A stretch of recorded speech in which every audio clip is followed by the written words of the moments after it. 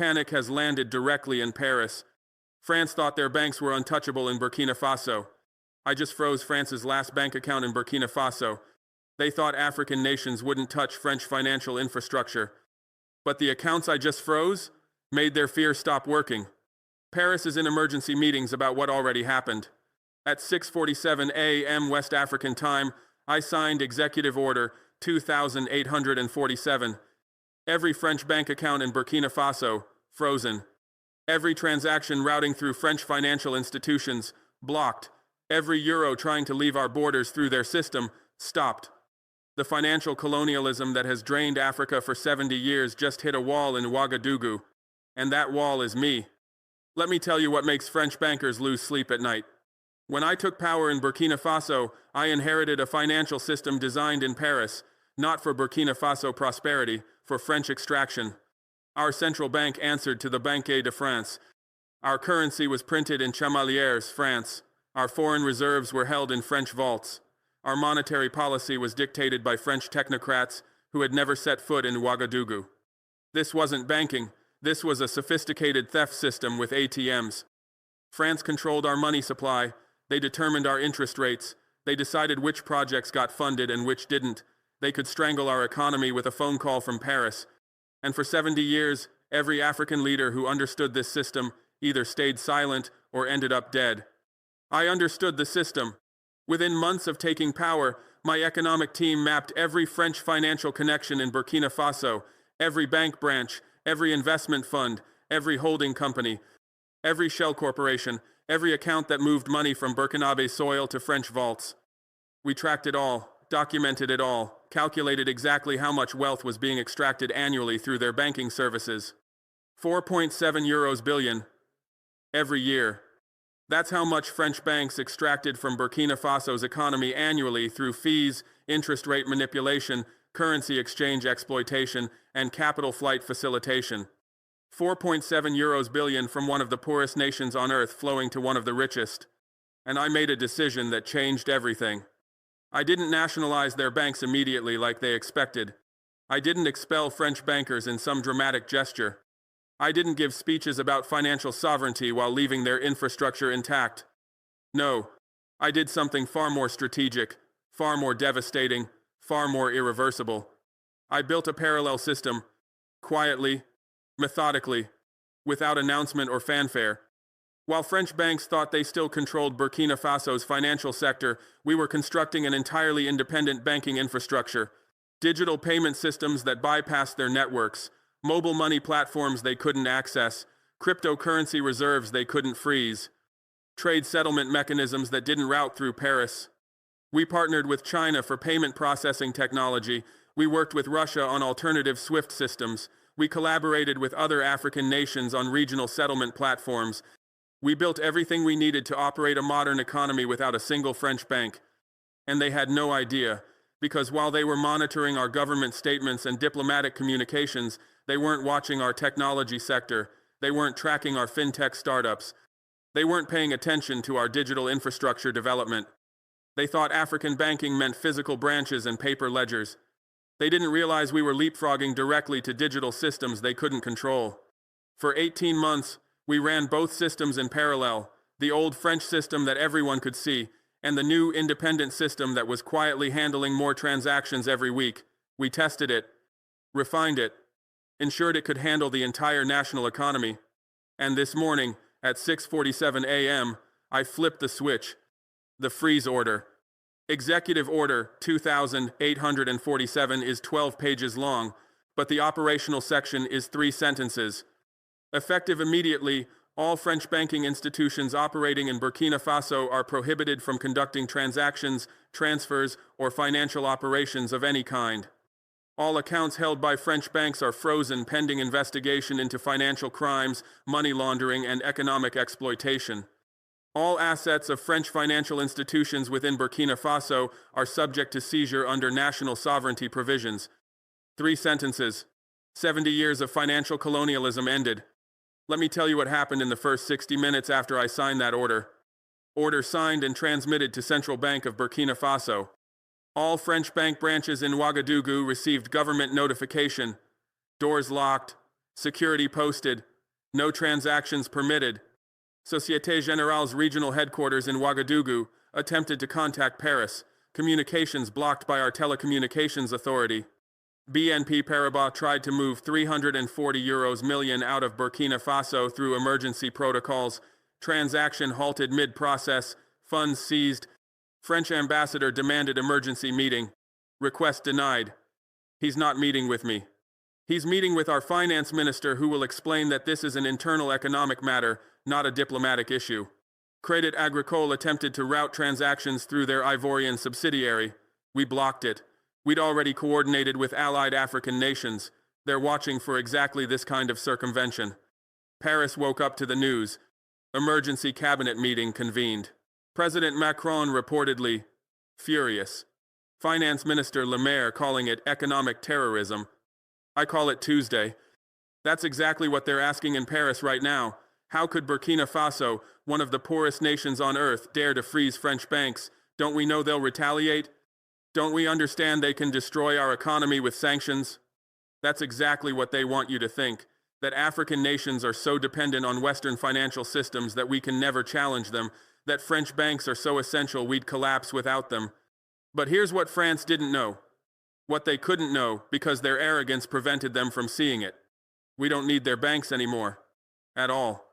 For a few months, we've been quietly moving the Burkinabe economy off French financial infrastructure. Every government payment, every salary, every pension, every social service, gradually shifted to our independent digital systems. We started with government workers. 47,000 civil servants now receive salaries through our national digital payment platform. Not a single transaction touches a French bank. Then we expanded to farmers. 230,000 agricultural workers now receive crop payments, subsidies, and loans through mobile money systems we control. French banks aren't involved. Then businesses.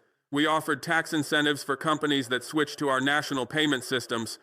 Within 6 months, 60% of Burkina Faso's formal economy was operating on infrastructure French banks couldn't access.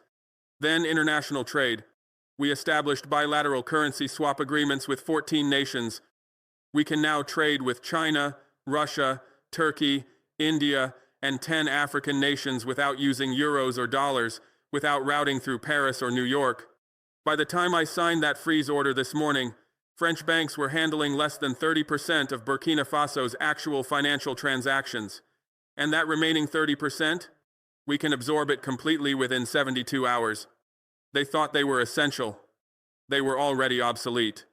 Let me tell you exactly what I froze. Because the numbers matter. Because the specifics destroy their narrative that this is just symbolic. French mining companies, French construction firms, French development organizations, all their operating capital in Burkina Faso, frozen. They can't pay workers. They can't buy supplies. They can't move money. Their operations just stopped. French expatriates, dual nationals, business people who thought their French passports protected their money. It didn't. If the account is in a French bank on Burkinabe soil, it's frozen. Money that was in transit between French banks and other financial institutions when the order hit, caught mid-transfer, frozen in our central bank systems. France is demanding we release it. We're investigating where it came from and where it was going. French government aid money sitting in Société Générale accounts waiting to be distributed to projects France approved.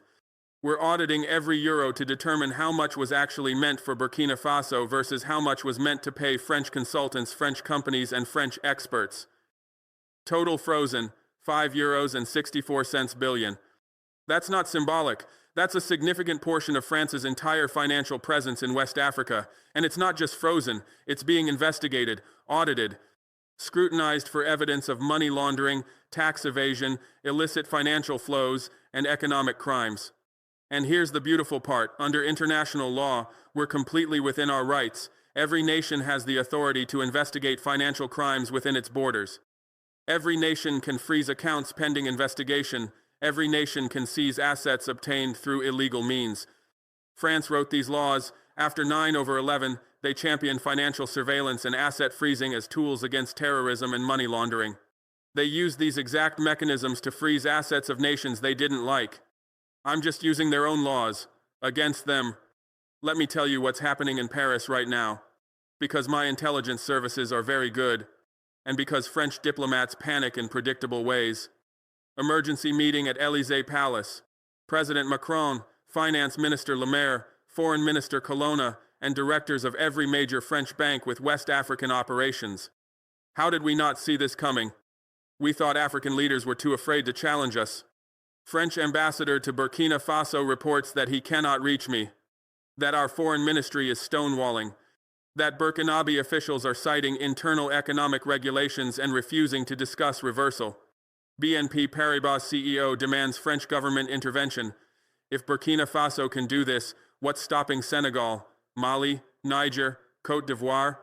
We have €47 billion in exposure across Francophone Africa. If other nations follow Traoré's example, we're facing systemic crisis. Finance Minister Le Maire proposes sanctions, freeze Burkina Faso's assets in France, block our access to international financial systems, pressure the EU to impose economic penalties. Foreign Minister Colonna points out the problem: we don't have significant Burkinabe assets to freeze. Traoré moved everything out of our reach months ago.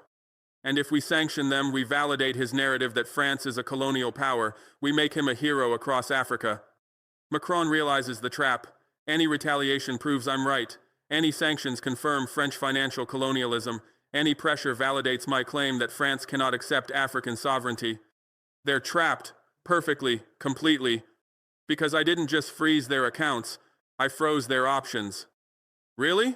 Is it theater that Société Générale's stock dropped 7% in the first hour of trading after news broke? Is it theater that BNP Paribas lost €2.3 billion in market capitalization today? Is it theater that French banks are now facing questions from investors about their total exposure in Africa? Is it theater that 3 other African nations have contacted my government asking how we built our parallel financial system? The evidence isn't hypothetical. It's trading on stock markets right now. It's in emergency meetings happening in Paris this moment. It's in the panic you can hear in French diplomatic communications.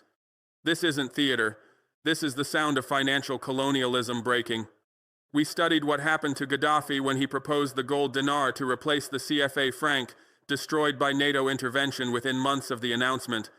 We studied what happened to Sankara when he tried to reduce Burkina Faso's debt to France, assassinated in a coup France supported. We studied what happened to every African leader who challenged French financial control, dead, overthrown, or forced into exile. And we learned the lessons they didn't have time to learn. Don't announce your intentions before you're ready. Build the alternative system first, switch over second, announce third. Don't do it alone. Coordinate with other nations. Ensure you have allies who will resist French pressure. Don't give them a single point of failure. Build redundancy into everything. Multiple payment systems, multiple trade partners, multiple currency options. Don't make it about France. Make it about financial sovereignty, about fighting money laundering, about protecting Burkina Faso's economy. Use language international law recognizes. Move faster than they can respond. By the time they realize what you've done, make sure it's already irreversible. We learned, we prepared, we acted. And now we're watching them scramble to respond to a situation they never imagined possible. France isn't panicking because of €5.64 billion frozen in Burkina Faso. They're panicking because of what this represents.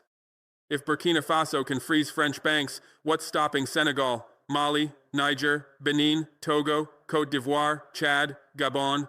14 African nations use the CFA franc, a currency controlled by France. Combined, these nations have over €180 billion in French bank accounts. Combined, they represent France's entire financial presence in Africa. If even 3 more nations follow Burkina Faso's example, France's African banking empire collapses. If 5 do it, French banks face systemic crisis. If all 14 do it, France's economy contracts by an estimated 2 to 3% of GDP. This isn't about Burkina Faso. This is about the entire model of French financial control in Africa. And that model just became vulnerable in a way it's never been before. Because I proved it can be done. I proved African nations can build independent financial systems. I proved we can freeze their banks instead of them freezing ours. I proved the power dynamic can be reversed. And every African leader watching this is taking notes. Listen to me, directors of Société Générale, BNP Paribas, Crédit Agricole, and every French bank operating in Africa. Your accounts are frozen in Burkina Faso, your operations are halted, your profits are seized, and you're wondering if this can happen in other African nations. It can, it will, it's only a question of when. You built your African operations on an assumption that African leaders would never dare challenge you, that our dependence on your systems was permanent, that financial colonialism was sustainable indefinitely. That assumption just died in Ouagadougou. Every day you operated in Africa, you extracted wealth while providing minimal service. This is not rhetoric, this is not exaggeration, this is documented fact. Every single day, every 24 hours, every rotation of the earth, you operated in Africa and you extracted wealth. Not some wealth, not occasional wealth, not incidental wealth. You extracted wealth systematically, deliberately, continuously. Every day you operated, from the day you established your first branch on African soil to this morning when I froze your accounts. Every day, extracting wealth, transferring value from African economies to French balance sheets, moving money from African peoples to French shareholders, channeling resources from African nations to French institutions. Every day you operated in Africa, you extracted wealth, while providing minimal service. That's the deception, that's the fraud, that's the crime. You extracted maximum wealth while providing minimal service. You took everything and gave almost nothing. You charged premium prices for basic services. You imposed excessive fees for simple transactions. You demanded high costs for standard operations, while providing minimal service. Service that was deliberately inadequate, intentionally limited, strategically restricted. You didn't provide the full range of financial services African economies needed. You didn't offer the complete banking capabilities African businesses required. You didn't deliver the comprehensive financial infrastructure African development demanded. You provided minimal service, just enough to maintain your presence, just enough to justify your operations, just enough to claim you were serving African needs, but minimal, deliberately minimal, strategically minimal. Every day you operated in Africa, you extracted wealth while providing minimal service. You charged excessive fees, not competitive fees, not reasonable fees, not fair fees. Excessive fees, fees far higher than you charged in France, fees dramatically higher than you charged in Europe, fees astronomically higher than you charged in Western markets.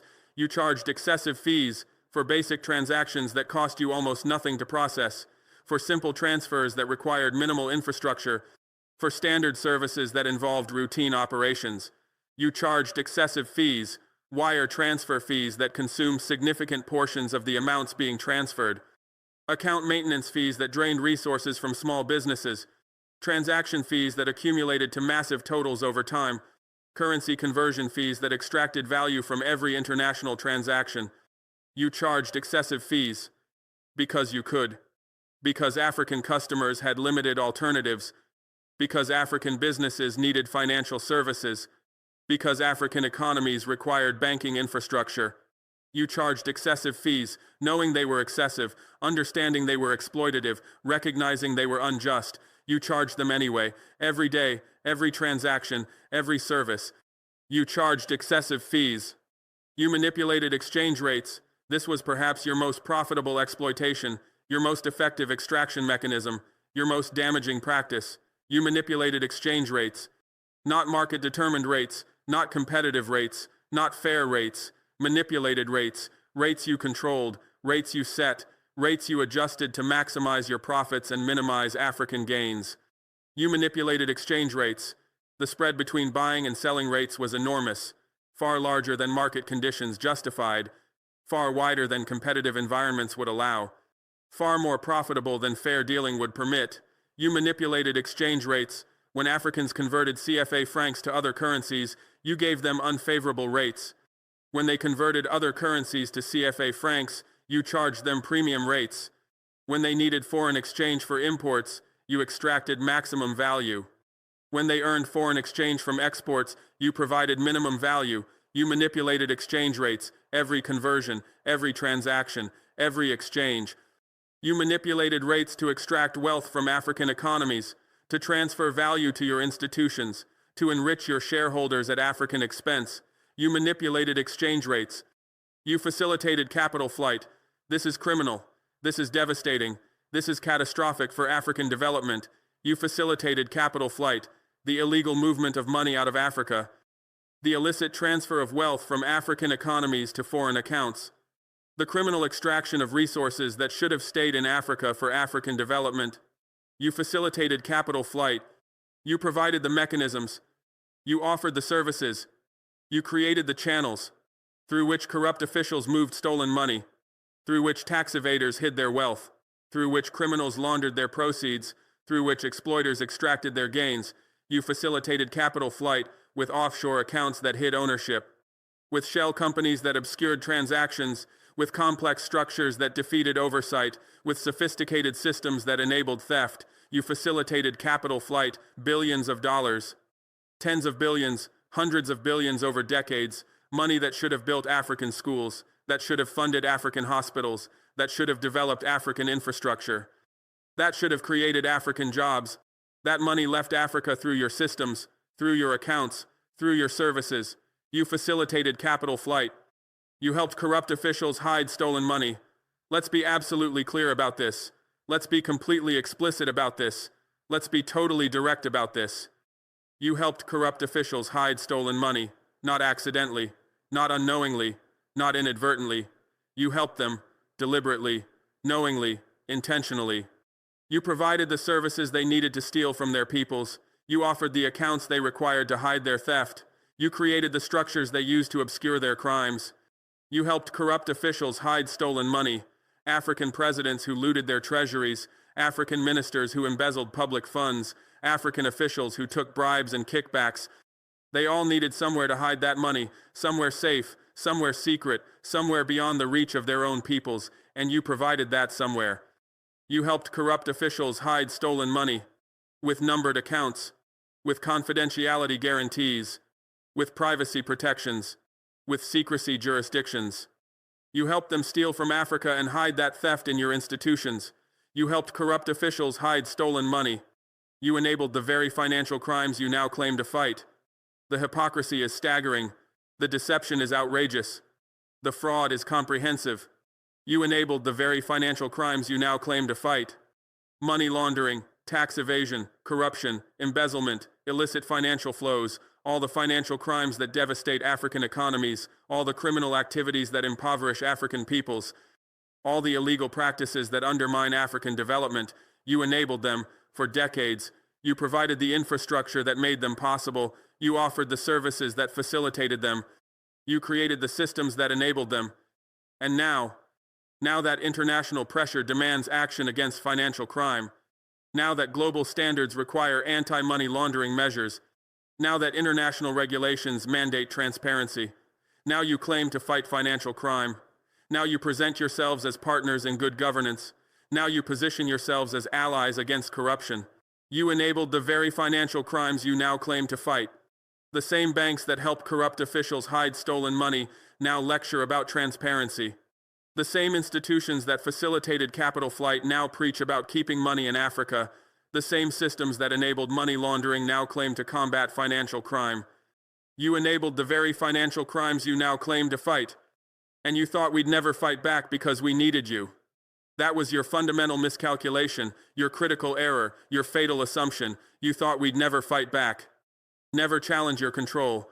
Never resist your exploitation. Never assert our sovereignty over our own financial systems. You thought we'd never fight back because we needed you. Because we needed the financial services you provided, because we required the banking infrastructure you operated, because we depended on the monetary systems you controlled. You thought that need meant permanent acceptance, that dependence meant eternal submission, that requirement meant perpetual tolerance of your exploitation. You thought we'd never fight back because we needed you. You were wrong, catastrophically wrong, fundamentally wrong, completely wrong. You thought we'd never fight back because we needed you. We don't need you. Let me be absolutely clear about this. Let me be completely explicit about this. Let me be totally direct about this. We don't need you. Not your banks specifically. Not your institutions particularly. Not your systems exclusively. We don't need you. We don't need French banks operating in Burkina Faso. We don't need French financial institutions controlling our economy. We don't need French monetary systems dominating our commerce. We don't need you. That's the truth you didn't want to hear. The reality you didn't want to face. The fact you didn't want to acknowledge. We don't need you. We needed the financial services you provided. That's different. That's distinct. That's separate from needing you specifically. We needed financial services. We needed banking capabilities. We needed monetary infrastructure. We needed transaction systems. We needed payment platforms. We needed credit facilities. We needed savings mechanisms. We needed investment channels. We needed the financial services. That's true. That's real. That's undeniable. African economies need financial services. African businesses need banking capabilities. African peoples need monetary infrastructure. We needed the financial services you provided, but we didn't need you to provide them. We didn't need French banks specifically. We didn't need your institutions particularly. We didn't need your systems exclusively. We needed the financial services you provided. But those services can be provided by African institutions. This is the key realization, the critical understanding, the fundamental truth. Those services can be provided by African institutions.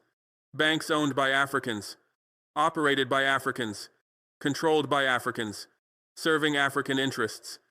Those services can be provided by African institutions. We can create our own banks. We can establish our own financial institutions. We can build our own monetary systems. We can develop our own payment platforms. We can operate our own credit facilities. We can manage our own savings mechanisms. We can control our own investment channels.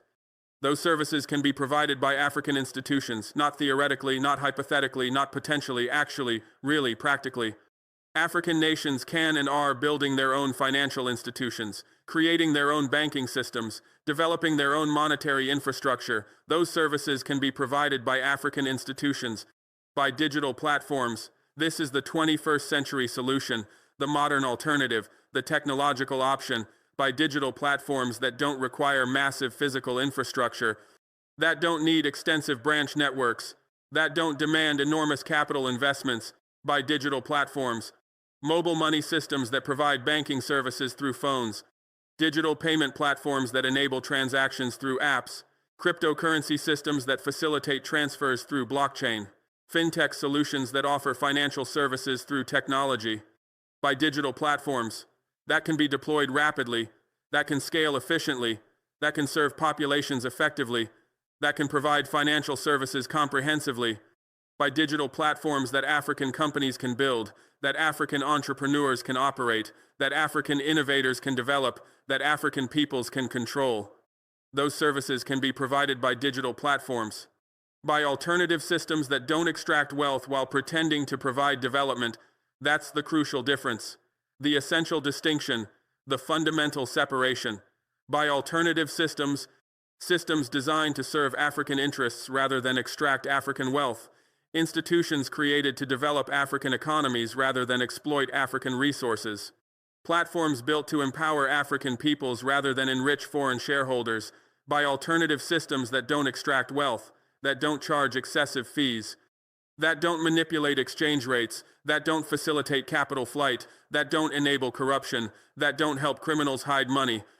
Alternative systems that actually serve the purposes they claim, that genuinely provide the development they promise, that truly deliver the benefits they advertise.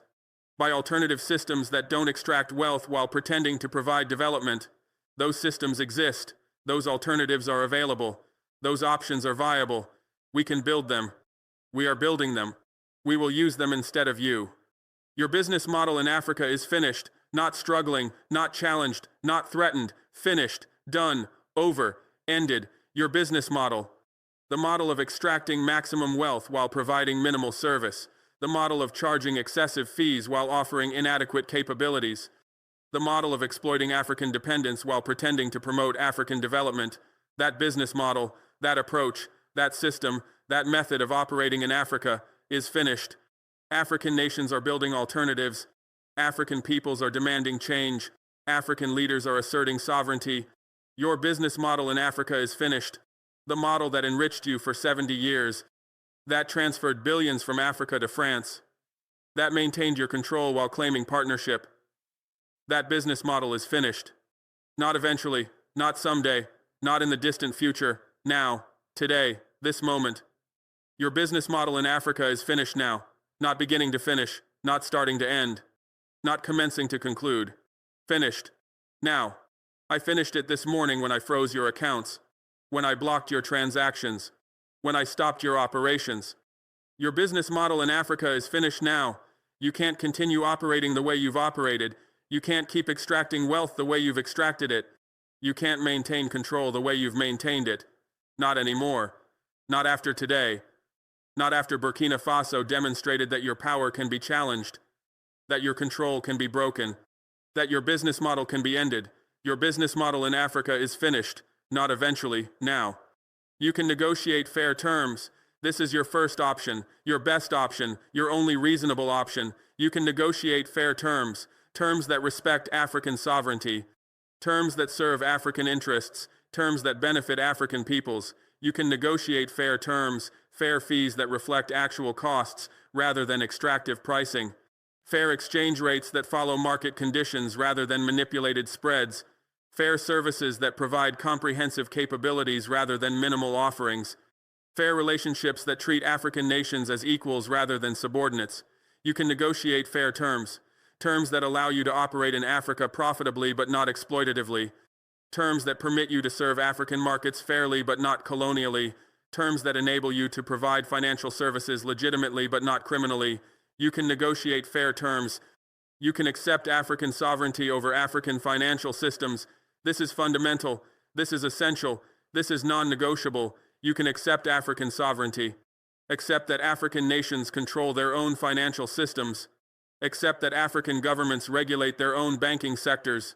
Accept that African peoples determine their own monetary policies. You can accept African sovereignty over African financial systems. Accept that you operate in Africa by African permission, not by colonial right. Accept that you serve African markets under African regulation, not under French protection. Accept that you provide services to African customers under African oversight, not under French immunity. You can accept African sovereignty over African financial systems. Accept it genuinely. Accept it completely. Accept it permanently. You can accept African sovereignty. You can operate as guests in our economies rather than colonial masters. This is the new relationship. The only acceptable relationship. The only sustainable relationship. You can operate as guests. Guests who respect the host's rules. Guests who follow the host's regulations. Guests who serve the host's interests. Guests who can be asked to leave if they misbehave. You can operate as guests in our economies, not as masters who control, not as colonizers who exploit, not as overlords who dominate. As guests, welcome guests if you behave properly. Profitable guests if you operate fairly. Valued guests if you serve genuinely. But guests, subject to our sovereignty, operating under our authority, serving at our pleasure. You can operate as guests in our economies rather than colonial masters. Or you can watch your accounts get frozen in nation after nation until you have no African operations left. This is your alternative. Your other option. Your consequence if you refuse to change. You can watch your accounts get frozen, not just in Burkina Faso, in nation after nation, country after country, economy after economy. You can watch your accounts get frozen.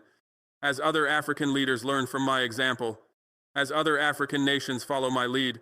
As other African peoples demand the same sovereignty. You can watch your accounts get frozen in nation after nation. Mali next perhaps. Niger following. Senegal after that. One by one, nation by nation, country by country, until you have no African operations left. Until you're expelled from every African market. Until you're excluded from every African economy. Until you have nothing left but the memory of when you controlled African finance. You can watch your accounts get frozen in nation after nation until you have no African operations left. The choice is yours, not ours, not mine, not Burkina Faso's. Yours. Your choice. Your decision. Your determination. The choice is yours. To negotiate fair terms or face frozen accounts. To accept African sovereignty or lose African operations. To operate as guests or be expelled as colonial masters. The choice is yours. I've made my choice. Burkina Faso has made its choice. We chose sovereignty. We chose independence. We chose to freeze your accounts rather than accept your exploitation. Our choice is made. The choice that remains is yours. To adapt or to lose everything. To change or to be expelled. To accept the new reality or to suffer the consequences. The choice is yours. But choose quickly, not slowly, not eventually, not after exhausting all alternatives. Quickly, because time is not neutral. Time is not on your side. Time is working against you. Choose quickly, because every day you delay is another day African nations are building alternatives. Another day African institutions are developing capabilities. Another day African systems are replacing yours. Choose quickly, because every week you hesitate is another week African leaders are coordinating resistance. Another week African peoples are demanding sovereignty. Another week African governments are preparing to freeze accounts. Choose quickly, because every month you postpone is another month your position weakens. Another month your leverage diminishes. Another month your options narrow. Choose quickly, because every day you delay is another day African nations are building systems that don't need you. This is the existential threat, the fundamental danger, the terminal risk. Every day you delay. Every 24 hours you postpone decision. Every rotation of the earth you refuse to adapt. Is another day African nations are building systems that don't need you. Building African banks that provide the same services. Developing digital platforms that offer the same capabilities. Creating alternative systems that deliver the same functions. Without you. Without French institutions. Without French control. Without French exploitation. Every day you delay is another day African nations are building systems that don't need you. Systems that will replace you. That will exclude you. That will make you irrelevant. Every day you delay is another day those systems grow stronger, more capable, more comprehensive, more viable. Every day you delay is another day you become less necessary, less important, less relevant, less needed. Because every day you delay is another day African nations are building systems that don't need you. Listen to me, presidents, prime ministers, and finance ministers across Africa, every leader reading this, every head of state considering options, every government official responsible for financial policy. Listen to me, not as a superior, not as an expert, not as someone special. Listen to me as someone who just did what you're considering, what you're contemplating, what you're wondering if it's possible. Listen to me, presidents, prime ministers, and finance ministers across Africa. France froze their own banks' accounts in Burkina Faso. Let me correct that. I froze French banks' accounts in Burkina Faso. France didn't freeze them. I did, through executive order. Through sovereign authority, through presidential power, I froze their accounts. But the point stands. French banks in Burkina Faso are frozen. Not because of French decision, because of my decision. Not because France chose it, because I imposed it. I froze French banks' accounts in Burkina Faso. Not because I'm special. I'm not. I'm not uniquely gifted. I'm not exceptionally talented. I'm not extraordinarily capable. I'm an African leader like you, facing the same pressures you face, confronting the same threats you confront, operating under the same constraints you operate under. Not because I'm special. I don't have abilities you lack. I don't possess resources you don't have. I don't enjoy advantages you don't possess. Not because I'm special. Not because Burkina Faso has unique capabilities. We don't. We're not a large economy. We're not a wealthy nation. We're not a powerful state. We're a small, landlocked, poor African country. We don't have massive foreign reserves. We don't have sophisticated financial infrastructure. We don't have extensive international connections. Not because Burkina Faso has unique capabilities. We have the same capabilities you have, the same resources you possess, the same options you can exercise. Not because Burkina Faso has unique capabilities, because I prepared. That's the only difference. That's the only distinction. That's the only separation between me and African leaders who haven't frozen French accounts, because I prepared.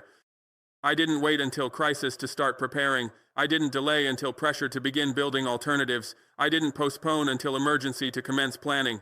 I prepared. Before I needed to act. Before I had to decide. Before I was forced to choose. I prepared. Because I built alternatives. This is crucial.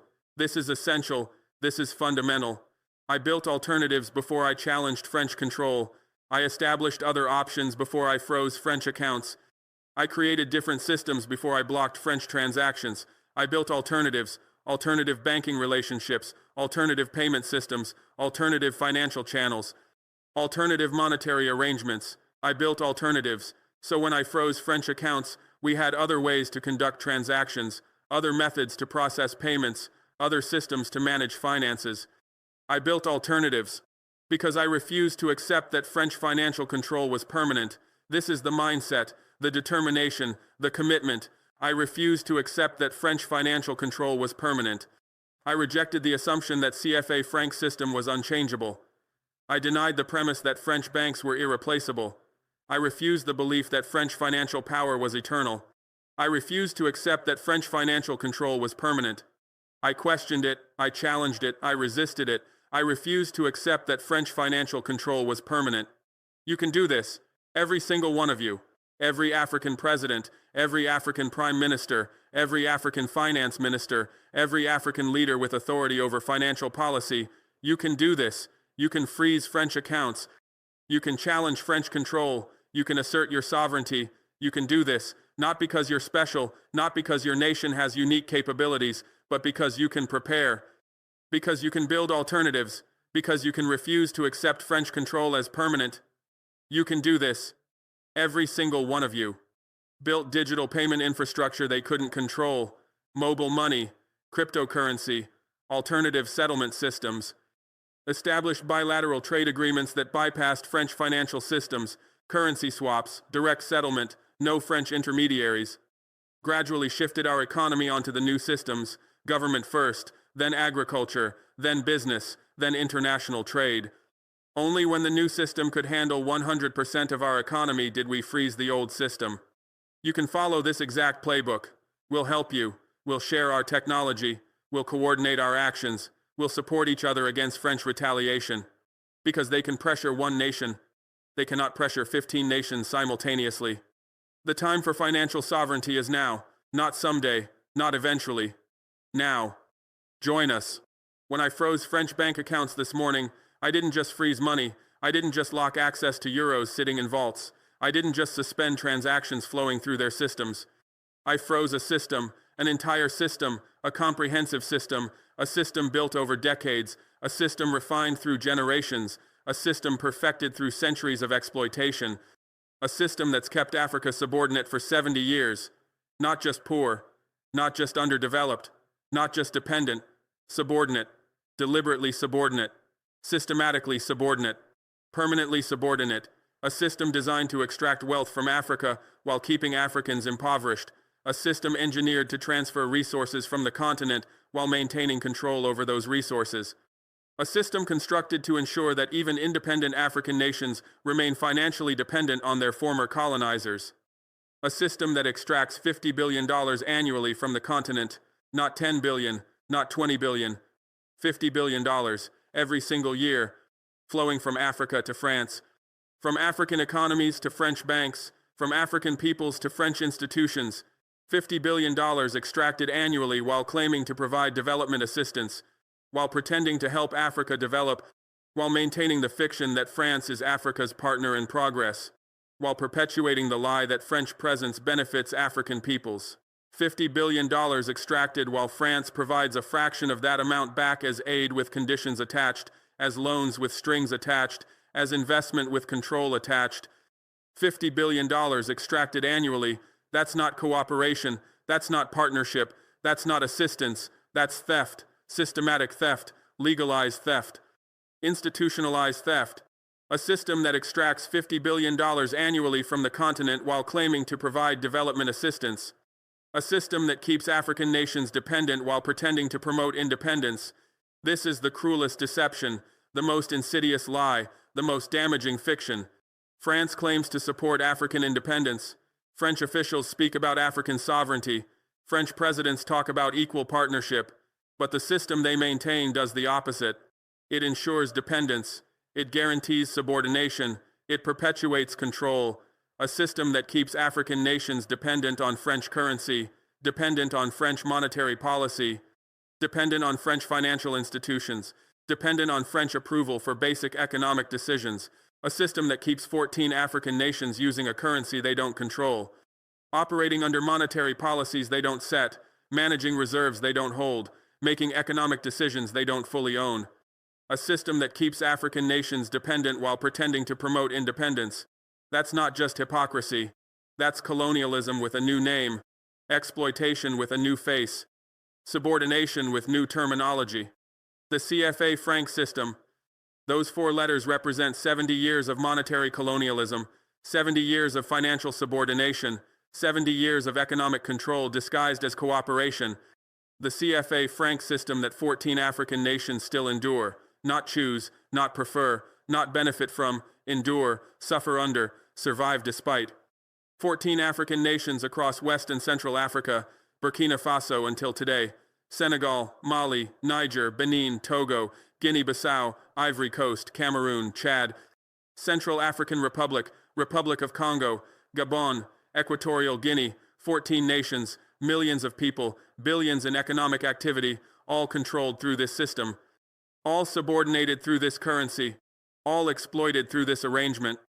The monetary colonialism that 14 African nations still endure, currency printed in France, not in Ouagadougou, not in Dakar, not in Abidjan, not in Yaoundé, not in African capitals where the currency circulates, not in African nations where the money is used, not on African soil where the economy operates, currency printed in France, in Chamalières specifically, at the Banque de France printing facility, where French technicians print African money, where French officials oversee African currency production, where French institutions control African monetary supply, currency printed in France.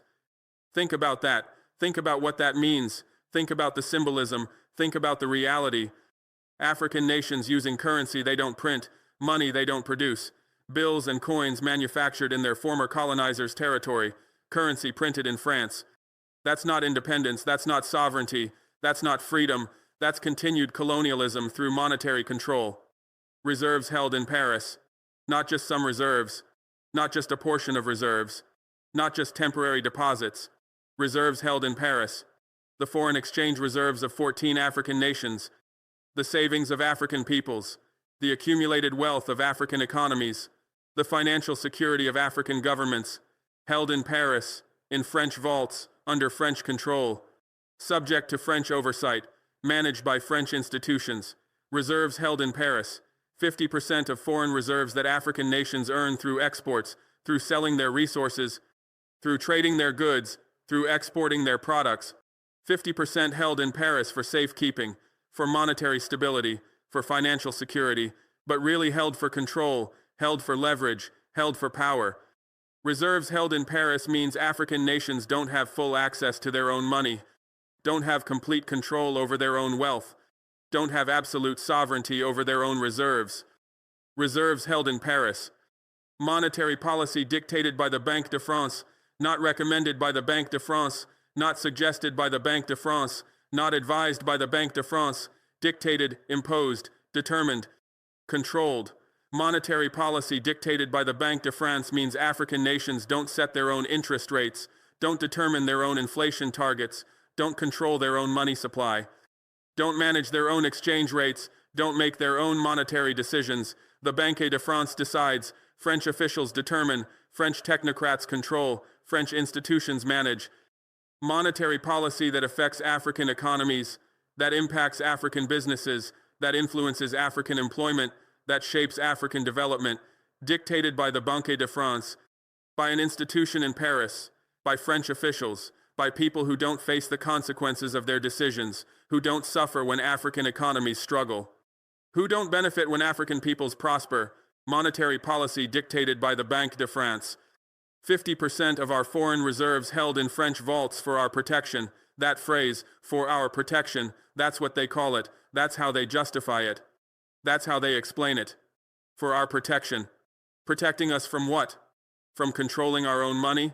From managing our own reserves? From exercising our own sovereignty? 50% of our foreign reserves held in French vaults supposedly for our protection. But protecting whom really? Protecting African nations? Or protecting French control? Protecting African interests? Or protecting French access? Protecting African sovereignty? Or protecting French power? 50% held in French vaults means 50% we can't access without French approval. 50% we can't use without French permission. 50% we don't fully control despite earning it ourselves. For our protection, that's not protection, that's control. That's not security, that's subordination. That's not assistance, that's colonialism. 50% of our foreign reserves held in French vaults for our protection. This system has survived because African leaders were afraid to challenge it, not because the system was good, not because it benefited African peoples, not because it promoted African development, not because it served African interests. The system survived because African leaders were afraid, afraid to challenge French power, afraid to confront French control, afraid to resist French domination. This system has survived for 70 years, not through African consent, but through African fear, not through African agreement, but through African intimidation, not through African choice, but through African coercion. The system survived because challenging it seemed impossible, resisting it seemed suicidal, opposing it seemed futile. African leaders who considered challenging the CFA franc system looked at history and saw what happened to those who tried.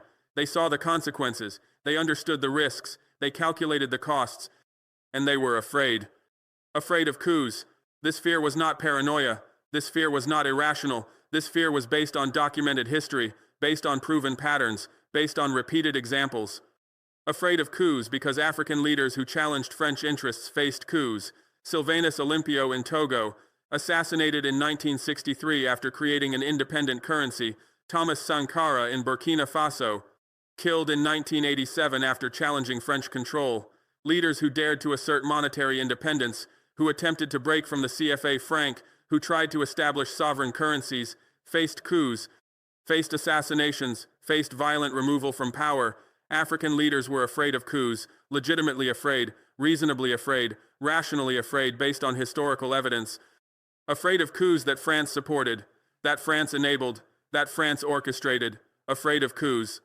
Afraid of assassinations. The fear was personal, the fear was existential, the fear was about survival. Afraid of assassinations because African leaders who challenged the system died mysteriously, died conveniently, died when they became too independent, too defiant, too sovereign. Olympio assassinated, Sankara assassinated, others dying in plane crashes, in unexplained accidents, in suspicious circumstances. African leaders were afraid of assassinations, afraid that challenging French financial control meant signing their own death warrants, meant putting targets on their backs, meant risking their lives for their nation's independence, afraid of assassinations. That fear kept them compliant, kept them subordinate, kept them accepting a system that exploited their peoples, afraid of assassinations, afraid of economic collapse.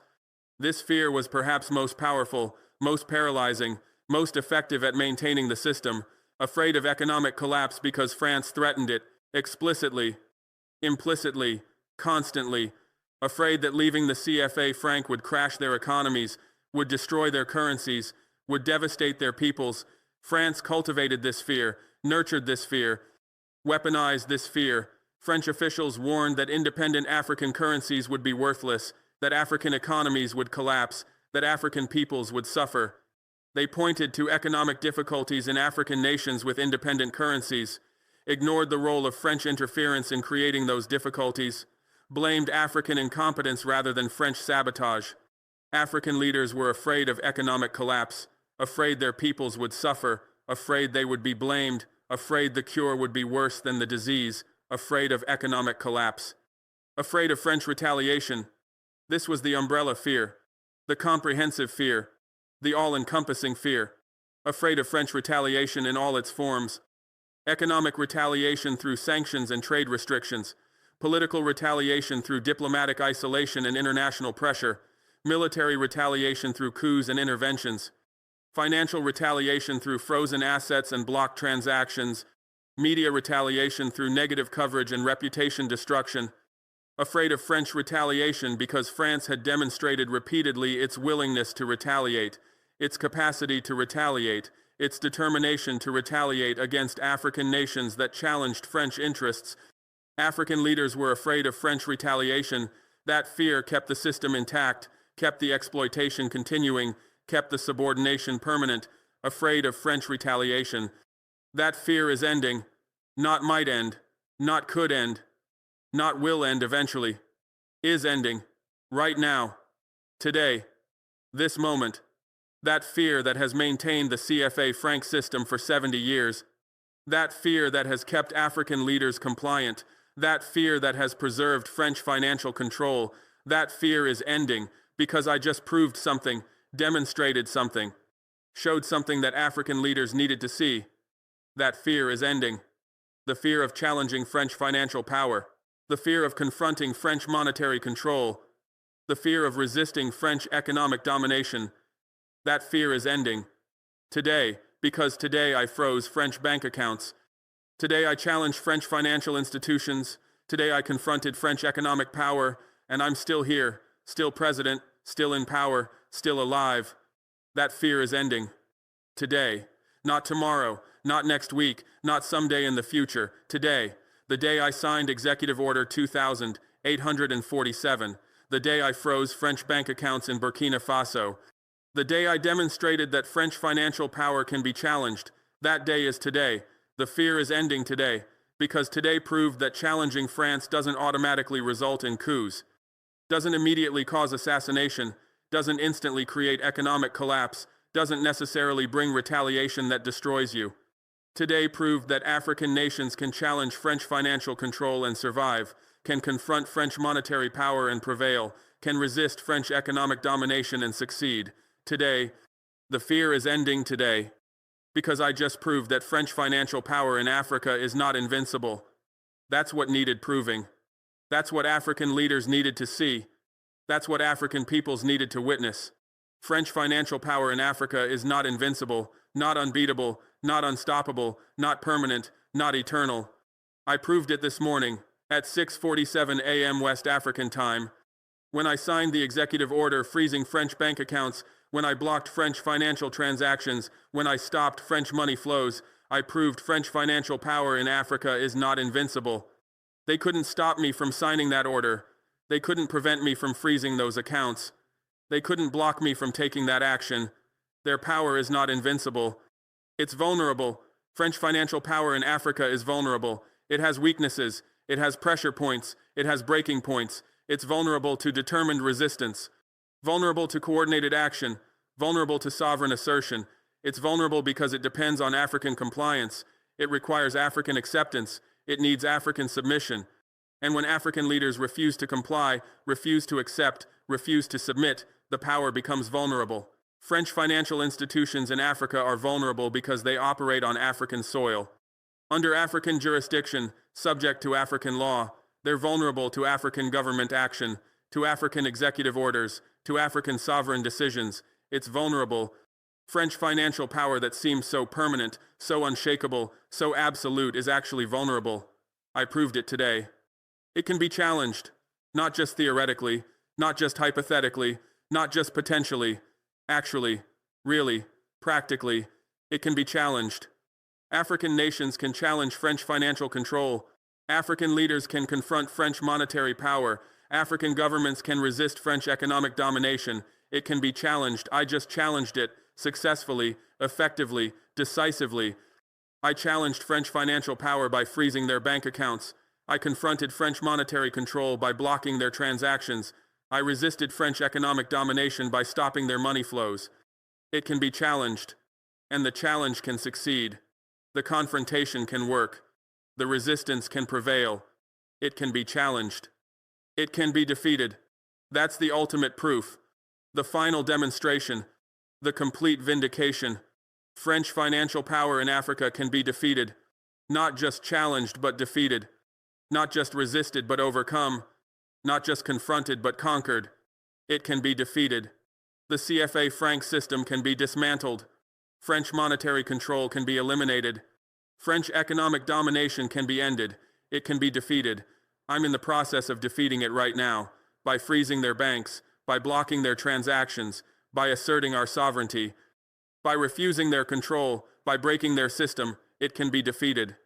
And once African leaders see that it can be defeated, once African peoples witness that defeat is possible, once African nations understand that victory is achievable, everything changes. It can be defeated.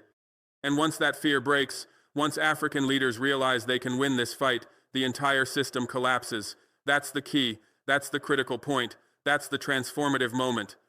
Once that fear breaks, once African leaders stop being afraid of French retaliation, stop fearing coups and assassinations, stop worrying about economic collapse, stop being paralyzed by threats. Once that fear breaks, everything changes. The system that depends on that fear cannot survive without it. The control that relies on that fear cannot continue when it's gone. The subordination that requires that fear cannot persist once it's broken. Once that fear breaks, African leaders will challenge the CFA franc system, will confront French monetary control, will resist French financial domination. Once African leaders realize they can win this fight, that victory is possible, that success is achievable, that sovereignty can be asserted, that independence can be won. Once they realize they can win this fight, they will fight. They will challenge. They will resist. They will assert sovereignty. The entire system collapses. The CFA franc system cannot survive coordinated African resistance. French monetary control cannot withstand multiple African nations asserting independence. French financial domination cannot continue when African leaders refuse to accept it. The entire system collapses. France knows this. They understand this completely. They recognize this absolutely. They comprehend this perfectly. France knows this. That's why they're panicking. Not because they're surprised by my action, not because they didn't expect resistance eventually, but because they know what my action represents. What it demonstrates, what it proves. France knows this. They know that once one African nation successfully challenges their financial control, others will follow. Once one African leader defeats their monetary power, others will try. Once one African government breaks free from their system, others will seek the same freedom. France knows this. That's why they're in emergency meetings. That's why they're scrambling to respond. That's why they're panicking. France knows this. That's why they're panicking. Not just concerned. Not just worried. Not just anxious. Panicking. In full crisis mode. In emergency response. In damage control. They're panicking because they see the threat. They understand the danger. They recognize the risk, not just to their control over Burkina Faso, to their entire system of financial control over Africa. They're panicking because they know that if I succeed, if Burkina Faso maintains this freeze, if we establish true financial independence, then the CFA franc system is finished. Then their monetary control over 14 African nations ends. Then their 70-year system of financial colonialism collapses. That's why they're panicking, because the stakes are existential, because the threat is fundamental, because the danger is comprehensive. They're panicking, not because of Burkina Faso. Let me be clear about this. Let me be explicit about this. Let me be direct about this. France is not panicking because of Burkina Faso specifically. Not because our economy is so large, not because our financial sector is so important, not because our market is so critical. France is not panicking because of Burkina Faso. Our economy is relatively small. Our financial sector is not dominant. Our market is not massive. France is not panicking because losing control over Burkina Faso's banks will destroy French financial institutions, not because of Burkina Faso. The panic is about something bigger, something more significant, something more threatening, not because of Burkina Faso, because of what Burkina Faso represents. That's what terrifies them. That's what causes the panic. That's what triggers the emergency meetings. What Burkina Faso represents, the first domino, the initial break, the beginning crack in their system. Burkina Faso represents the possibility that African nations can successfully challenge French financial control. The demonstration that African leaders can defeat French monetary power. The proof that African governments can break free from French economic domination. That's what Burkina Faso represents. Not just one nation asserting sovereignty, the potential for continental liberation, not just one leader challenging the system, the example for all African leaders, not just one action against French banks, the beginning of the end of French financial colonialism. That's what Burkina Faso represents, and that's what France fears. What causes their panic? What triggers their crisis response? Because of what Burkina Faso represents. The beginning of the end of French financial control in Africa. That's the real threat. That's the existential danger. That's the fundamental risk. The beginning of the end. Not the end itself. Not yet, not today, but the beginning. The start of the process. The initiation of the collapse. The commencement of the dismantling. The beginning of the end of French financial control in Africa. The CFA franc system that has survived 70 years. The monetary colonialism that has persisted through African independence, the financial subordination that has continued despite political sovereignty. That system is beginning to end. Today, with my executive order, with the freeze of French bank accounts, with Burkina Faso's assertion of financial independence, the beginning of the end of French financial control in Africa. France knows this. That's why they're panicking, because beginnings lead to endings, because first dominoes lead to falling systems, because initial breaks lead to complete collapses, the beginning of the end of French financial control in Africa. France will respond. This is certain. This is guaranteed. This is inevitable. France will respond. They cannot ignore this action. They cannot pretend it didn't happen. They cannot dismiss it as insignificant. They cannot overlook it as temporary. They cannot ignore this action, because ignoring it means accepting it. Accepting it means legitimizing it. Legitimizing it means inviting others to do the same. They cannot ignore this action. They cannot accept this challenge. They cannot accept that an African nation froze French bank accounts. They cannot accept that a former colony asserted sovereignty over French financial institutions. They cannot accept that Burkina Faso demonstrated French financial power can be challenged. They cannot accept this challenge, because accepting it destroys their credibility across Africa, because accepting it encourages other nations to follow, because accepting it ends their financial control over the continent. They cannot accept this challenge. They cannot tolerate this defiance. This is about more than money. This is about more than bank accounts. This is about more than financial transactions. This is about control. This is about power. This is about maintaining the system. They cannot tolerate this defiance. Defiance that challenges 70 years of French financial control. Defiance that threatens the CFA franc system. Defiance that undermines French influence across Africa. Defiance that demonstrates African sovereignty is real. They cannot tolerate this defiance, because tolerating it means losing control. Losing control means losing influence. Losing influence means losing Africa. They cannot tolerate this defiance. France will respond. Not might respond if conditions warrant. Not could respond if circumstances require. Not may possibly respond if situations demand. Will respond, definitely, with absolute certainty. With complete assurance, with total guarantee, certainly, without question, without doubt, without hesitation, absolutely, in every sense, in every way, in every measure. France will respond. This is not speculation. This is not prediction. This is not estimation. This is fact. This is certainty. This is reality. France will respond. France will respond because they must, not because they want to, not because they choose to, not because they prefer to, because they must, because their system requires it. The CFA franc system that controls 14 African nations, the monetary colonialism that extracts $50 billion annually, the financial infrastructure that maintains French influence, that system requires France to respond. If they don't respond, the system collapses. If they accept this challenge, other nations follow. If they tolerate this defiance, their control ends. Their system requires it.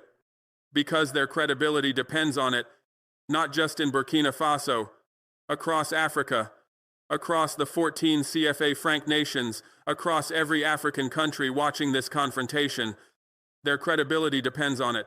If France doesn't respond, if they accept this freeze, if they tolerate this defiance, their credibility collapses. Other African leaders will freeze French accounts. Other African nations will challenge French control. Other African peoples will demand the same sovereignty. Their credibility depends on it. The credibility that maintains their system. The credibility that preserves their control. The credibility that sustains their influence. That credibility depends on responding, on demonstrating power, on showing consequences, on proving they can still control African nations that challenge them, because their credibility depends on it.